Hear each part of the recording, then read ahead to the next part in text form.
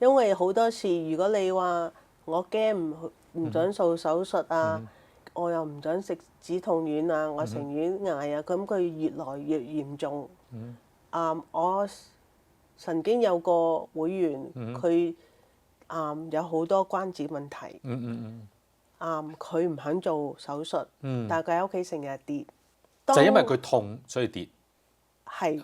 因為同埋佢根本個膝頭哥已經冇力。已經冇力當佢真係決定要做手術嗰陣時，原來佢膝頭哥入邊係發晒炎。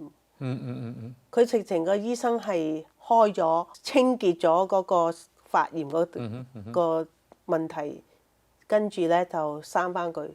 咁到而家咧，佢係根本已經冇可能再做手術。佢而家係定係坐輪椅，而要轉達去療養院嗰度住。